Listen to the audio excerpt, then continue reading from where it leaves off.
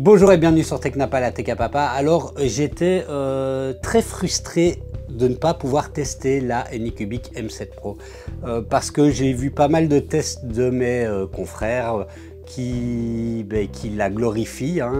Elle est censée être aussi dithyrambique que ça. C'est vraiment, c'est une machine qui est présentée comme étant super. Et donc ça me frustrait de ne pas vraiment pouvoir l'utiliser. Alors j'avais décidé de me l'acheter, j'attendais d'avoir une bonne promo et puis voilà, Saint Anycubic a bien voulu finir par me dire tiens finalement pourquoi pas la tester sur la chaîne. Donc cette vidéo est sponsorisée, mais je vais quand même jeter un œil à cette machine et voir ce qu'elle a de si bien, et puis je vous dirai si mon avis est aussi enthousiaste que celui que j'ai pu voir un petit peu dans toutes les vidéos qu'il y a pour le moment sur le sujet. Donc voilà, passons tout de suite, regardons un petit peu ses caractéristiques et puis on fera l'unboxing. Bon, alors quelles sont les caractéristiques de cette machine? Donc comme vous le voyez ici, bon, question look, on a un look qui est assez sobre, voilà, donc de là rien à dire. Le prix, on est pour le moment là, il l'annonce à 499 € au lieu de 669 au démarrage. 499, c'est un très bon prix.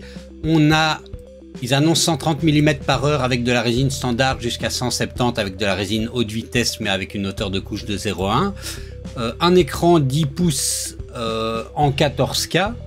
Alors pour rappel, l'écran, c'est pas l'écran ici, c'est l'écran qui va projeter les UV pour polymériser. Un système de recharge automatique et ils disent une impression assistée par un flux de travail intelligent. Bon. On va regarder s'il nous explique un petit peu plus en quoi il y a un flux de travail intelligent. Bon, alors, sur la vitesse, ils disent que grâce à toute une série de choses, par exemple, moins de pression sur le film, donc le relâchement du film, ça c'est grâce à l'ACF, un plus grand passage de la lumière, une température d'impression optimale, on peut avoir comme ça une augmentation de la vitesse. Donc avec de la résine standard à 130 mm par heure. Un flux ininterrompu grâce à un système de recharge automatique. Bon, on verra plus tard dans le test ce qu'il en est. Un bac de résine chauffé, et ça c'est vraiment bien avec contrôle dynamique de la température. Des dimensions d'impression de 23 sur 22 sur 12, enfin 12,6, 22,3 et 23. C'est un format correct, c'est bien. Alors il y a 2-3 ans c'était un grand format, maintenant c'est un format moyen. Alors on a un principe de nivellement automatique et précis, bon voilà, c'est quelque chose qui est vraiment cool, et ça fonctionne vraiment plutôt bien. Alors il donne avec un système filtre à charbon actif si on veut pas utiliser, là c'est dommage, on est obligé de choisir entre le système d'alimentation automatique ou le filtre air pur.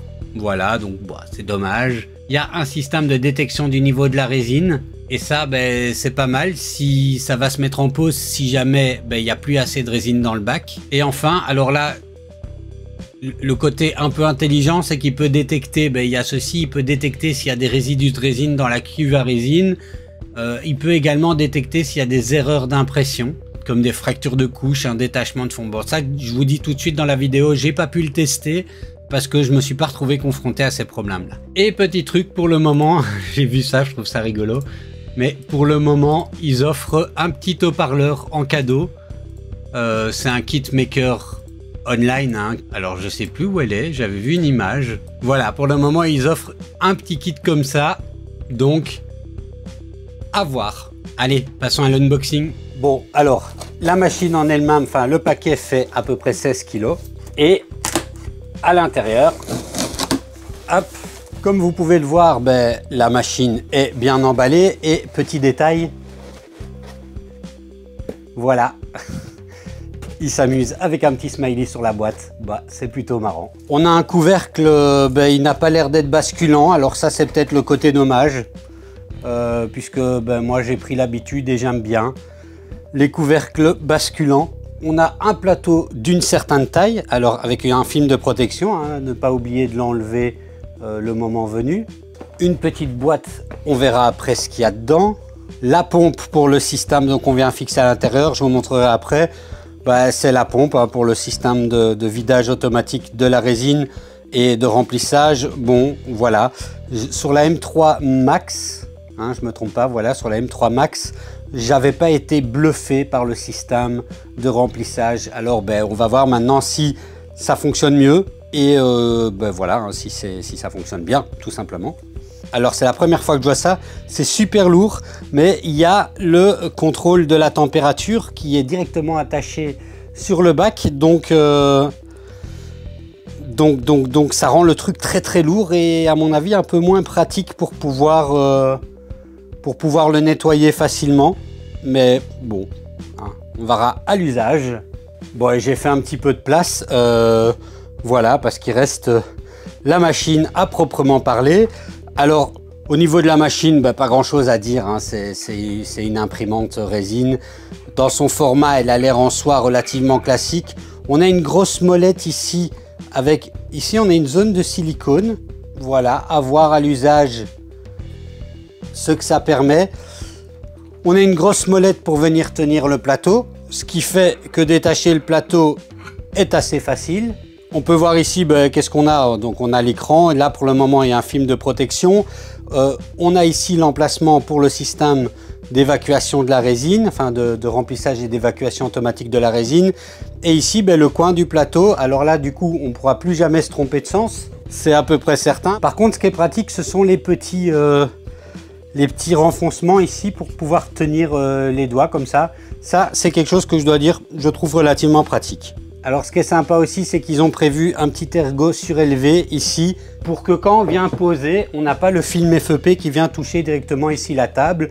Donc ça, c'est quelque chose que je trouve plutôt pratique. Bon, alors au niveau du contenu du carton, on va avoir le système pour le remplissage automatique. Hein. Normalement, on vient mettre ça dans une bouteille. Alors il faut évidemment que votre bouteille soit compatible, ce qui est le cas de la plupart des bouteilles, mais bon, ça pourrait ne pas être le cas. Évidemment, un petit cordon d'alimentation. Alors ici, il faut que je regarde un petit peu plus loin parce qu'on a un petit système de purification d'air, mais que comme on n'a qu'un seul emplacement pour l'USB, je me demande si on doit faire le choix entre le système de purification d'air ou le système de remplissage automatique de la résine. Bon, je vous dirai plus tard dans la vidéo, parce qu'à ce niveau-ci, j'ai pas encore trop compris.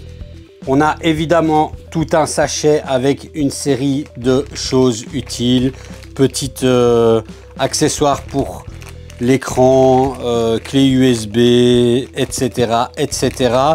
On verra quand on en aura l'usage. Et un petit manuel qui est très succinct et qui est uniquement en anglais. Et évidemment, filtre et masque, moi les choses que je n'utilise jamais.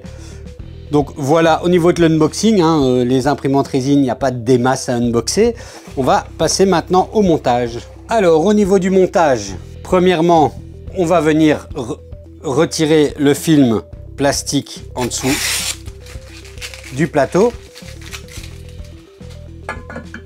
Plateau qu'on vient fixer, comme ceci. Ensuite, on vient retirer ce film plastique qui vient protéger l'écran. Alors à l'arrière du bac, on a également un petit film plastique à retirer qui vient protéger le film FEP. C'est un ACF, on le voit tout de suite. Et comme vous le voyez, ça se fixe assez facilement. Une fois qu'il est mis dedans comme ça, on a des vis à prendre et à attacher. Le connecteur pour le détecteur de température se fait sans contact. Et on a deux petites molettes comme ceci pour venir fixer le bac. Alors l'ensemble a l'air de bien tenir et quelque chose que je vois ici, je trouve sympa, c'est qu'on a un bec verseur qui a l'air quand même assez bien prominent sur le côté pour pouvoir vider notre résine, en tout cas par le bac, si on n'a pas utilisé le système. Alors je pense qu'on doit vraiment choisir, hein, entre ici, parce que je ne vois pas d'autre endroit pour pouvoir le faire, entre mettre le purificateur d'air ici, connecté au truc USB, voilà, et donc vous pouvez mettre le purificateur d'air ou installer le système pour venir alimenter, auto-alimenter le bac en résine. Donc c'est un peu dommage qu'on ait l'air de devoir choisir, mais comme je m'en fous du purificateur d'air, hein, puisque je suis pas hyper convaincu de leur efficacité et que j'ai un gros système de filtration dans l'atelier, ce sera ceci que je vais installer. Alors bon, vous avez vu, j'ai déjà fait les 3/4 de l'installation. Il n'y a maintenant plus que deux petites vis à venir mettre, une ici et une ici. Alors on a une antenne Wi-Fi à venir installer, donc ben, c'est pas compliqué. On installe là. Alors il y a quand même une chose à faire, hein. Je vous ai dit qu'on avait un film FEP, enfin un ACF de RAB, hein, ici, mais en fait c'est pas le cas. C'est un protecteur d'écran qu'il va falloir installer. Alors j'arrive jamais à coller sans bulle ces petits trucs, donc ça me déplaît, mais je vais le faire. Alors pour ça on a le film et on a aussi un petit kit de nettoyage, un peu comme sur les téléphones, hein, où on vient passer avec une petite chiffonnette et puis on vient retirer les poussières avec l'espèce de petit autocollant. Et c'est important parce que si vous laissez la poussière, eh ben, ça aura un impact sur l'impression. Vous pourriez avoir un trou tout le temps au niveau de l'impression. Donc je viens prendre le Dust Absorber avec un autocollant qui colle bien. Et partout où je vois une petite poussière, hop, je fais ça. Ensuite, je viens fixer l'écran. Je dois faire éliminer les petites bulles. Purée que ça va être galère. Je le sens pas. Bon, il n'y a plus qu'à espérer que c'est bon. Alors là, sur le côté, il y a quelques bulles, mais on s'en branle, hein. C'est au niveau de l'écran, a priori, il n'y en a plus. Croisons les doigts et prions pour que ça n'ait pas d'impact au moment de l'impression. Je remets le bac. Je vais ranger un petit peu mon brol là. Alors voilà la place qui sera la sienne. Avant de faire le nivellement, ben, il va falloir allumer la machine. Donc ce que je propose d'abord, c'est qu'on regarde un petit peu, qu'on fasse un petit tour de la machine. Alors on peut voir ici, donc bon, on oublie qu'il y a le capot. Le capot, malheureusement, n'est pas un capot pivotant, ça c'est dommage. On a ici sous l'avant un écran qui est quand même relativement grand. On verra à l'utilisation s'il est bien. On a un style ici avec la bande orange. Ben voilà, ça plaît pas, ça c'est une question très personnelle. Donc ici on a le système de remplissage et d'évidage automatique de la résine. Je vais voir après s'il est plus efficace que celui de la M3. On a ici le système de réchauffage, enfin de maintien de la température du bac. Et ça, ben, c'est un gros plus quand même que ça existe sur cette machine-là. Le plateau vient se fixer ici et on a un système mécanique, hein, notamment à propos du limit switch qui est quand même, voilà, je vois pas ça souvent, ça a l'air d'être assez solide. Alors, la clé USB, hop, la clé USB vient se mettre ici sur le côté.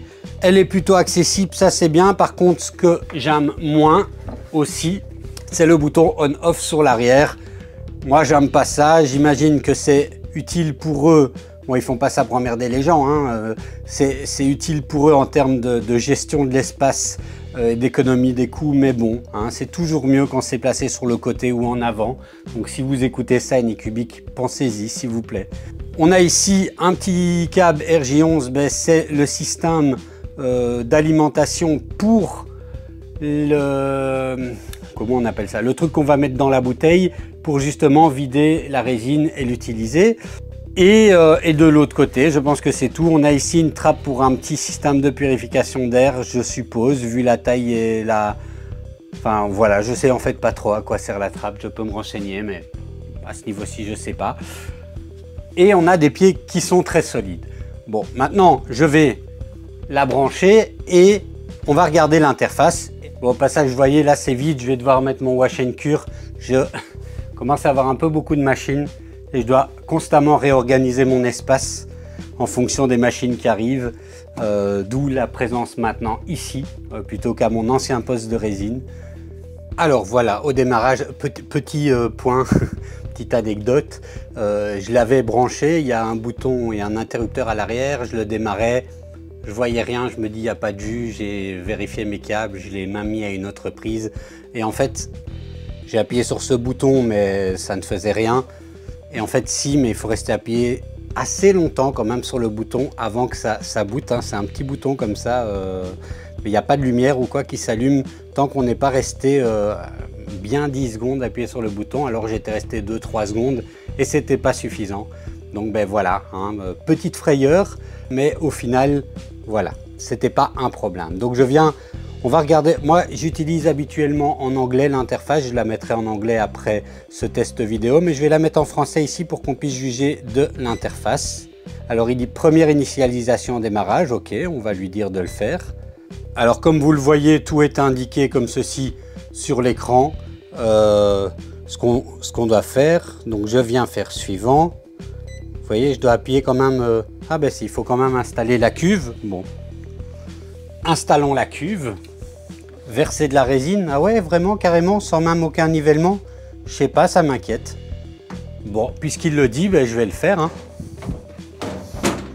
Bon, alors, Anycubic m'a filé de la résine bio, donc j'espère qu'elle sera bonne et élevée sans pesticides. Et au passage, on peut voir comment fonctionne le système d'attache pour la bouteille de résine, hein, pour vider et dévider. On vient simplement attacher ceci et attacher ceci à l'arrière de l'imprimante. Alors, ben, maintenant que la résine est mise, le bouton, il faut quand même y aller. Hein. Je viens configurer mon Wi-Fi. Alors, j'ai une application Anycubic. Bon, ben, on va regarder ça sur le téléphone. Bon, alors, vous voyez que j'ai... D'ailleurs, j'ai toujours pas fait la mise à jour du firmware de la Anycubic Cobra 3. Donc, j'ai ici l'application Anycubic. Hein, ça permet de gérer notre imprimante et au passage d'avoir quelques modèles via une boutique d'applications. Je ne vais pas la passer en revue en détail ici. Toujours est-il que je vais venir rajouter une machine. Alors pour ça, je viens cliquer sur More, Add Printer, M7 Pro et je viens scanner le code. Bon, je peux pas dire que ça marche du feu de Dieu. Hein. Ah, voilà. Il a eu du mal hein, quand même. On peut voir ici qu'on a toute une série d'outils. On peut donc utiliser directement via l'application pour avoir nettoyé le bac, vérifier son exposition, voir le statut du film ACF, initier un nettoyage, etc., etc. On a nos statistiques sur la machine. C'est très bien. Au passage, après avoir connecté ça, il est venu sur l'interface de la machine. Alors, on va pouvoir la regarder de plus près. On a donc une interface. On a une illustration ici, ok. On a l'état des composants. Donc, il a une espèce de self-check où il vérifie que tout est là. Il y a de la résine, le nombre de fois où le film a été utilisé. On a l'état des matériaux, là il fait 23 degrés dans le bac, ok, c'est très très bien. On a un menu ici sur le côté qui correspond en gros aux fichiers. Alors on va avoir nos différents fichiers en local, là il n'y en a pas. Sur la clé USB, il y en a peut-être, je vais la mettre pour voir. J'ai branché la clé USB et là effectivement on a quelques fichiers. On a le fichier test pour la procédure RERF. C'est une procédure de calibration avec différents paramètres. Hein. Donc on teste en fait la résine avec 8 paramètres différents et puis on voit lequel est le mieux. Donc ça, c'est une procédure qu'on peut faire et le fichier est sur la machine. Et enfin, le reste, je ne sais pas ce que c'est. Ensuite, on a l'onglet sur le côté qui nous permet de... l'onglet contrôle qui nous permet, alors je vais mettre devant pour que la lumière, voilà, qui nous permet de faire le test de nivellement. Donc il y a un test de nivellement automatique. Je ne sais pas pourquoi je parlais du papier de nivellement. Peut-être que c'est une procédure pour recalibrer au besoin. Ah ben voilà, c'est écrit. L'imprimante est désignée pour ne requérir aucun nivellement à la première utilisation, mais on peut reniveler si on a tel problème, ok, si on a changé l'écran. Donc c'est pas utile à ce niveau-ci. Sur le panneau de contrôle, on peut bouger avec des pas de 0,1, 1, 10 ou 50, revenir faire un homing à 0. Je peux monter, descendre, ça réagit assez bien. Par rapport à l'exposition, je ne vais pas appuyer ici, sinon mais on a différents tests d'exposition possibles, dont notamment, je pense, le test RERF.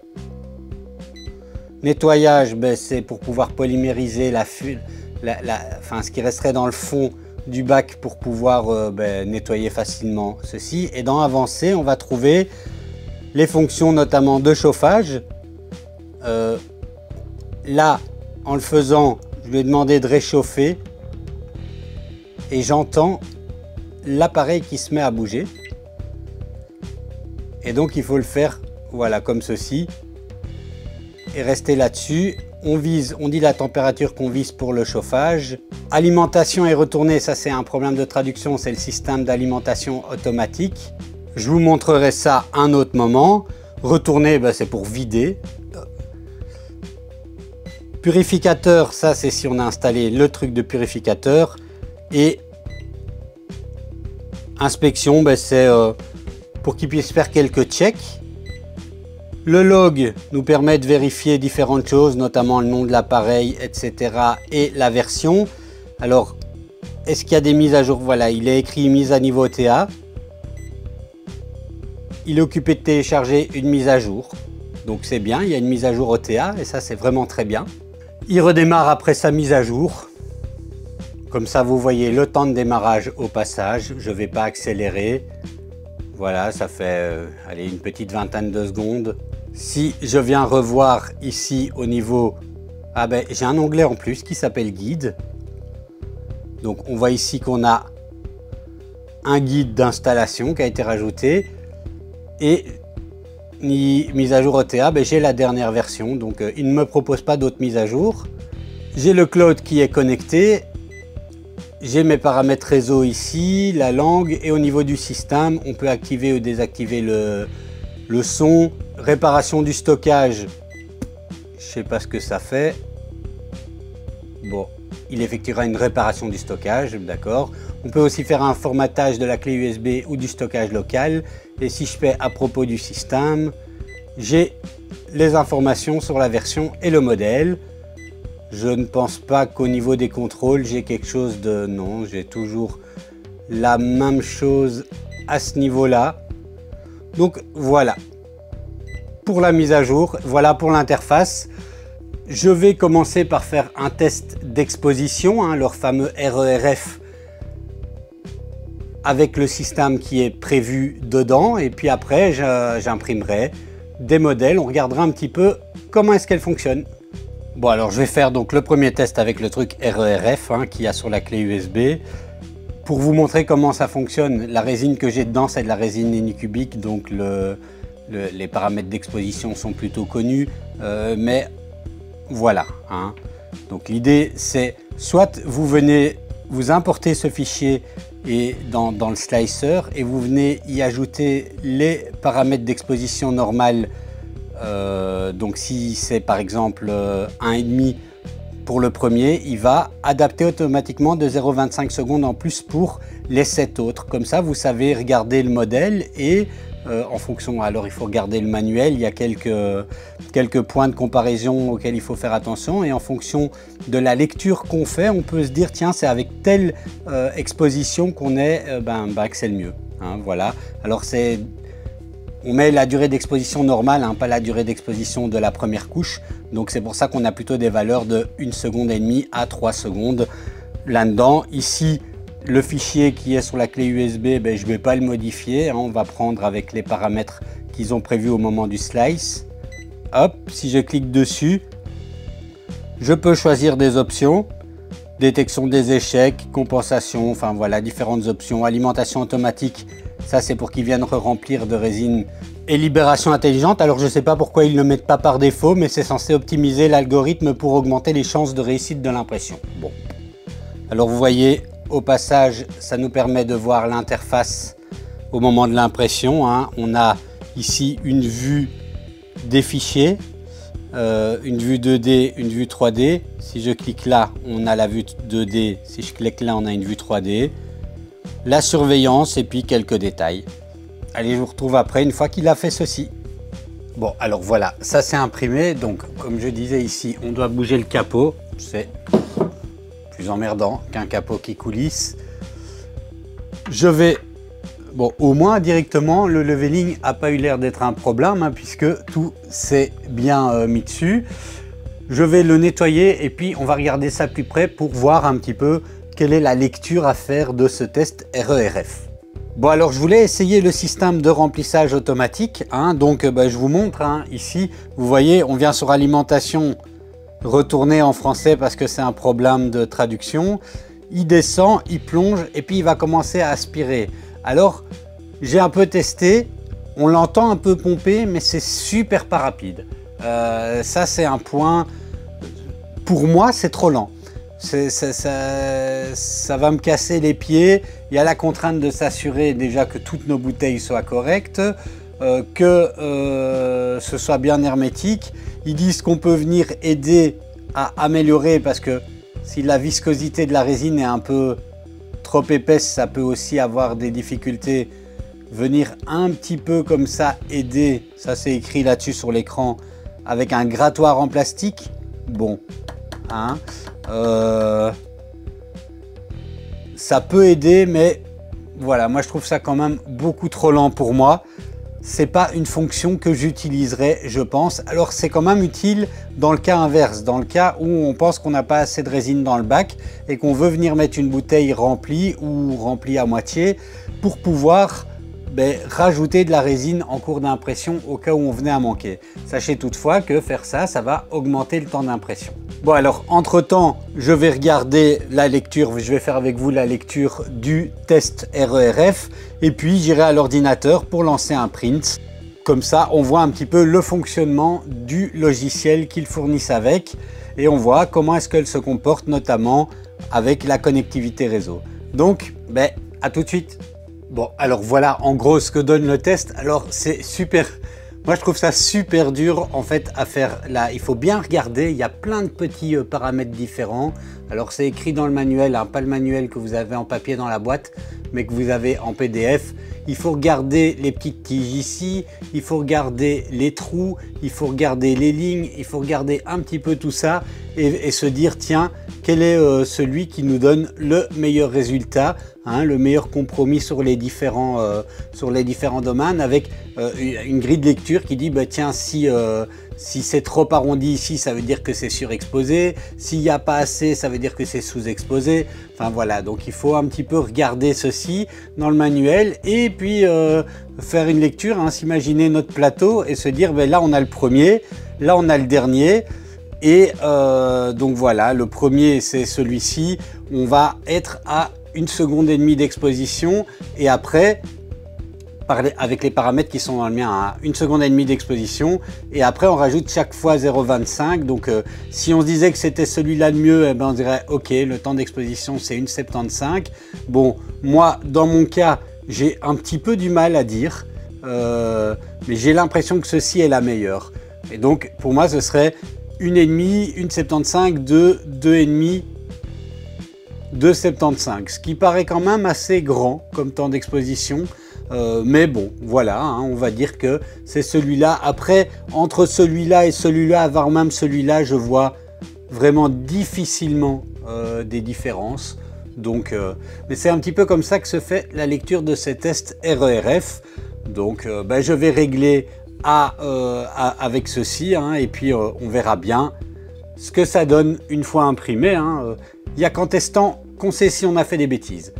Donc maintenant je passe à l'ordinateur pour lancer une impression depuis le logiciel qu'ils fournissent avec et on va regarder au passage ce qu'il y a sur la clé USB. Alors bon, on va commencer par le contenu de la clé USB. Qu'est-ce qu'on va retrouver? On va retrouver d'abord le manuel complet en PDF, puisque on a un petit feuillet dans la boîte. Ici, on va avoir un manuel plus complet et qui est en français par ailleurs.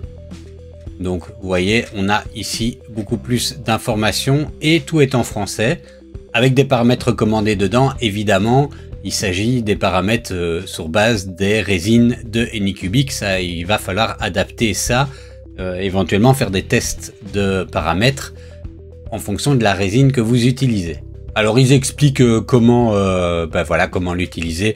Après elle est relativement intuitive, hein, donc de ce côté-là pas grand chose à dire. Donc le manuel en version PDF est quand même plutôt complet.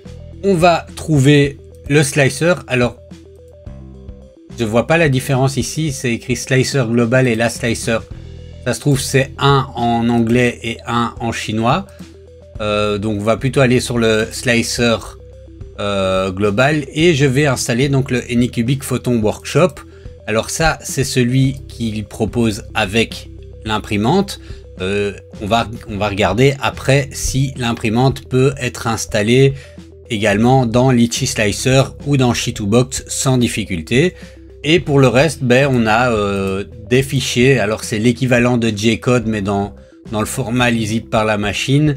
Le test RERF et des tests haute vitesse, défaut, etc. Donc pas de modèle particulier. On a un contenu assez sobre sur la clé USB. Alors je viens lancer Anycubic Photon Workshop. Alors j'ai lancé Anycubic Photon Workshop. Donc vous voyez, pour le moment on a une interface en anglais. On va voir si on sait changer ça. On nous propose de rajouter notre machine pour pouvoir avoir accès à la machine par le cloud. Je vais le faire par email.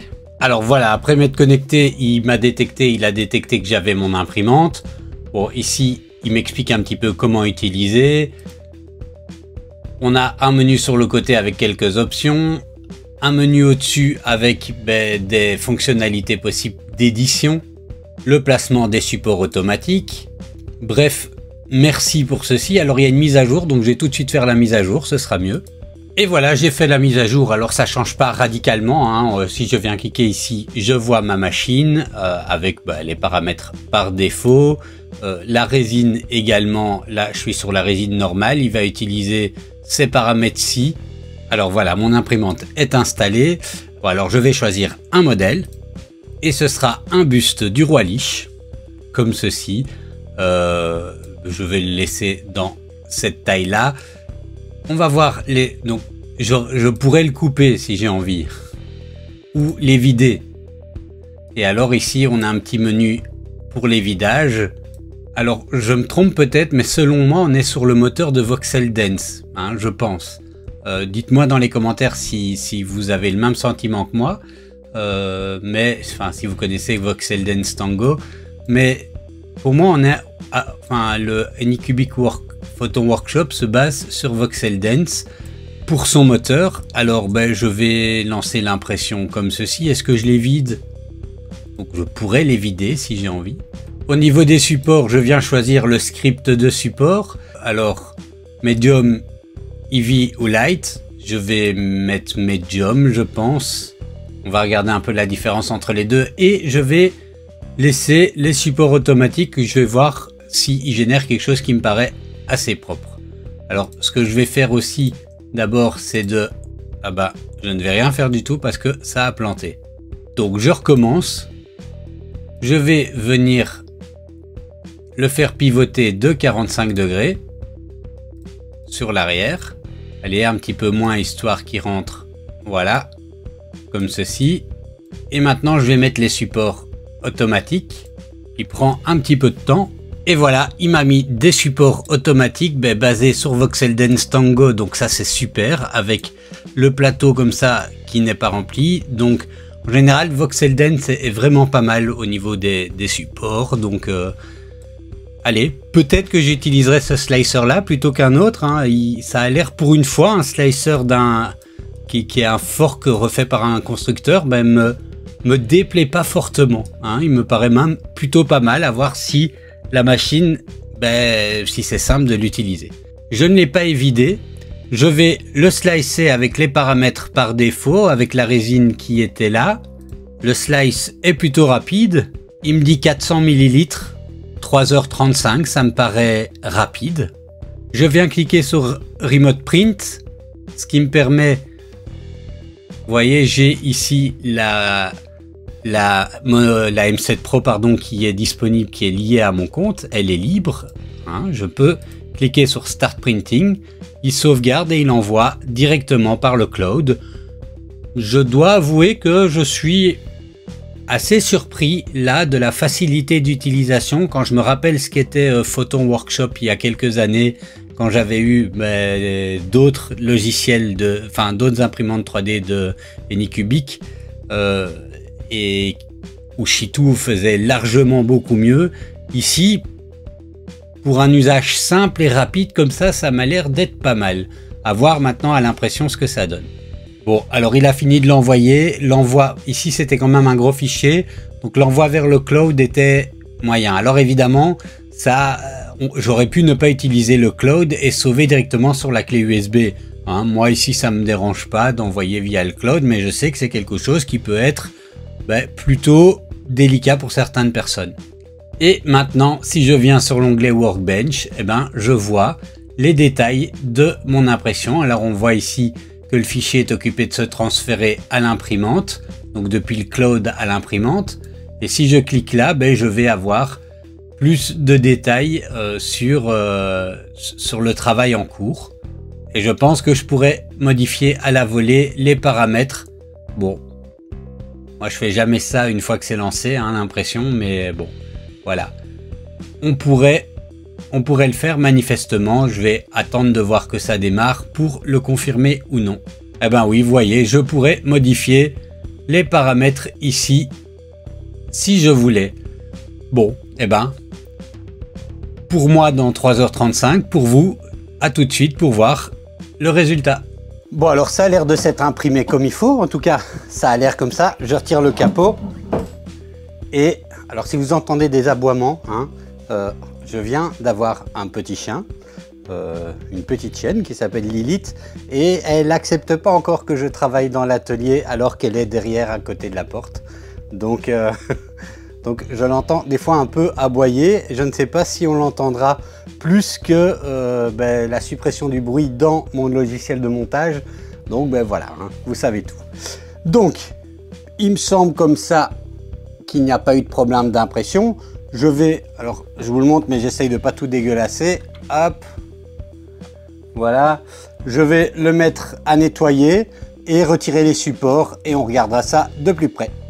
Bon, alors l'impression s'est bien passée. C'est moi, j'ai mis des supports lourds et j'aurais pas dû. Je pense qu'ils étaient un petit peu trop épais, donc j'ai un petit peu dû galérer pour retirer des supports et on voit quelques marques et j'ai cassé un petit bout de l'antenne, mais bon, enfin de l'antenne des cornes du casque, mais c'est pas grave, hein, je vais rattraper ça en post-traitement. Mais donc voilà, hein, ça c'est bien imprimé comme ça du premier coup sans trop se casser la tête avec les paramètres.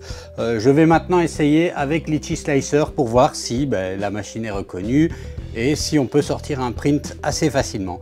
À tout de suite. Alors me voilà dans Litchi Slicer, je vais venir rajouter une machine à côté de la Creality Alloch Mage S, ouais, je sais jamais le dire. Donc je viens rajouter une nouvelle machine. On va voir si elle fait partie de la liste des machines qui sont déjà... Voilà, est-ce que j'ai la mono? Bon, puisqu'on n'a pas encore de profil pour Litchi Slicer, au moins on l'aura vu dans la vidéo, c'est pas encore le cas. Je vais contacter Litchi Slicer pour savoir si s'il y a un profil qui est dans le pipeline, mais bon, pour le moment c'est pas le cas. Alors on va regarder du côté de chez Shitou. Alors je suis ici dans la version 2.2 bêta de Shitou Box Basic et je vais fermer ces imprimantes là et je vais venir voir ici, est-ce qu'on a bien la M7 Pro qui est repris ici avec des profils par défaut, standard résine. Bon, ok, je vais garder le profil par défaut et on va faire un petit test d'impression avant de conclure sur cette imprimante. Je pense qu'on en a déjà vu pas mal. Ce que je vais faire, c'est imprimer la base, hein, puisque la base de la tête du roi Lich. Alors voici la base, je vais l'orienter autrement. Je vais pas les vider pour qu'elles gardent un certain poids et je vais venir mettre des supports. Ce coup-ci, je vais mettre des supports moyens. Et vous voyez, je me casse pas la tête du tout à essayer de régler. On va tester le profil comme ça. Je fais auto support. Par contre, je pense que ça ne va pas gérer la connexion Wi-Fi. Je sais pas pourquoi, mais je pense que ça le gérera pas. Je vais venir voir. J'ai déjà pas pu, entre guillemets, j'ai pas de menu pour la connecter, donc voilà, je crois pas que ça permettra comme ceci, mais c'est pas grave, hein, on va sauvegarder sur la clé USB. Alors je pense que dans un cas comme celui-ci, moi j'utiliserai plutôt le slicer de Anycubic, Mais bon, pour ceux qui veulent vraiment utiliser Shitu, Litchi ça viendra peut-être. Pour ceux qui veulent vraiment utiliser Shitu, c'est possible. Il y a un profil. Je vais maintenant voir si il imprime sans difficulté avec le profil par défaut et sans se casser la tête. Alors j'en ai pour 100 grammes, 3 heures d'impression, ok. Et voilà, les paramètres d'exposition par défaut, ben, je vais pas les changer, hein, 1.8. Bon voilà, on va voir ce que ça donne. Je dois effectivement sauvegarder sur la clé USB. Je vais utiliser la clé USB fournie avec. Moi en général j'utilise des meilleures clés USB, mais là j'en ai pas sous la main. Et c'est parti pour l'impression. Alors voilà, ça c'est imprimé sans difficulté. Comme on peut le voir ici, bah, le profil a l'air pas mal. Je vais regarder encore une fois, nettoyer, passer aux UV et on va regarder ça de plus près. Et voilà, bon, on peut voir, on a encore quelques petites traces pour les supports, mais le profil avec les supports médium était quand même bien mieux. Voilà, ça c'est bien imprimé. J'ai un tout petit peu, donc avec le profil par défaut, j'ai un tout petit peu de surexposition. Hein, donc ma base est légèrement courbée. Donc là, je vais devoir adapter mon profil d'exposition si je veux continuer à utiliser Shitubox, en tout cas pour cette résine là. Bon voilà, ça c'est les réglages qu'on doit faire de toute façon avec une imprimante résine, hein, c'est de bien trouver son profil d'exposition, mais voilà, c'est de base on a déjà quelque chose qui est bien, parce que franchement c'est vraiment à peine perceptible. C'est peut-être moi qui suis perfectionniste. Donc bah, avec les deux slicers, les résultats sont plutôt bons. Alors entre temps j'ai eu une info de Litchi Slicer qui a pris un petit peu de retard sur le profil de la M7 Pro, parce qu'ils sont occupés de travailler sur un autre gros projet. Et voilà, hein, c'est quand même une équipe, bien qu'elle soit très dynamique et compétente, je pense, mais qui est quand même limitée en nombre de personnes. Donc voilà, hein, à venir dans les prochaines mises à jour de Litchi Slicer, je suppose. Vu le succès que rencontre cette imprimante, je pense qu'ils ne vont pas passer à côté. Et ben, voilà, je vais passer à la conclusion dans mon bureau.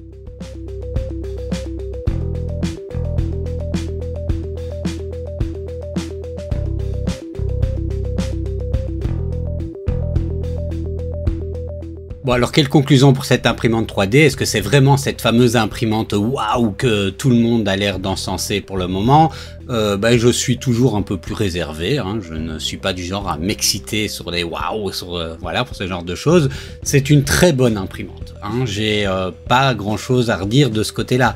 Elle l'imprime bien comme il faut, elle fait ce qu'on lui demande comme elle doit le faire. On a une mécanique derrière qui a l'air de suivre, on a le système de nivellement qui fonctionne, mais il est nickel, hein. De ce côté-là, j'ai vraiment aucun souci avec ça.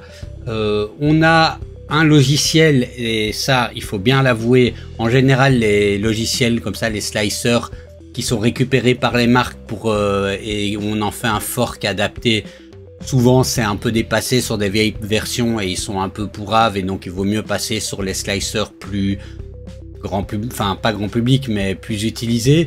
Ici franchement le Photon Workshop marche il marche très bien. Si vous n'avez pas plusieurs imprimantes et que ben, vous n'avez pas déjà l'habitude de travailler avec Litchi Slicer ou avec Shitu, et ben ça fera vraiment parfaitement l'affaire pour l'utiliser, que vous soyez sous PC ou sous Mac, hein, par ailleurs. Donc ça, de ce côté-là, c'est quand même un point très positif. Alors au niveau de la vitesse, ben, avec une résine standard, elle tient quand même bien à la vitesse. Donc de ce côté-là, franchement, elle est bien. Mais elle n'est pas exempte de défauts. Et par exemple, on va commencer par le capot. Moi, je trouve quand même que toutes les modèles qui sortent dernièrement sont à capot qui sont pivotants, et ça, c'est un gros plus. Alors moi je les encourage quand même à faire une amélioration de ce côté-là. Ensuite, au niveau de la connectivité réseau, ben, je trouve dommage que pour le moment elle soit propriétaire au logiciel Photon Workshop, parce que ben, moi j'ai l'habitude de travailler avec d'autres slicers, notamment Litchi Slicer. Alors là j'ai pas encore le profil, mais d'après ce que j'ai compris, ça va être un peu compliqué la connectivité réseau, et en tout cas sous Shitubox elle y est pas. Donc là, voilà, je suis un peu plus mitigé par rapport à ça. Au niveau du prix, on est sur une proposition qui est bonne, qui est pas excellente, mais qui est bonne. Hein, je pense que le prix auquel on la trouve est quand même correct. Au niveau de l'écran, c'est écrit que c'est un écran. Moi, je pensais que c'était un écran résistif. Non, c'est un écran capacitif.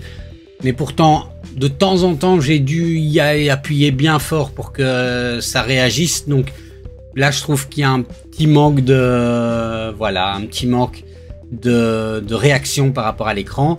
Et enfin, le système de remplissage automatique, il fonctionne bien, il n'y a pas de problème, mais il est lent. Et pour moi, c'est un problème parce que je suis trop impatient, donc je l'utiliserai pas. C'est pas grave, hein, je trouve pas que c'est la feature de la mort et que sans ça, ça vaut pas le prix. C'est pas ce que je dis.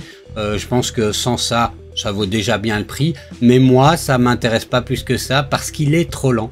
Voilà. Ensuite, le système qui est dépendant de bouteilles qui doivent avoir le bon format. Alors, bien que ces bouteilles soient quand même relativement répandues dans différentes marques, ben, ça va pas être le cas pour toutes les marques. Et donc, voilà. Moi, je suis moins fan. Il peut aussi y avoir une question de viscosité de la résine en fonction de certaines résines où ce système peut être problématique. Donc, c'est pas pour moi la feature que je retiens le plus sur cette machine. Donc voilà, c'est un peu la conclusion que je donnerai. Pour moi, une excellente machine. Vous ne ferez pas une erreur en l'achetant, je pense. Mais c'est pas non plus la machine waouh qui arrache la tête à tout le monde, comme en tout cas c'est pas l'expérience que moi j'en ai. Donc voilà, dites-moi dans les commentaires ce que vous en pensez et je vous dis à la prochaine.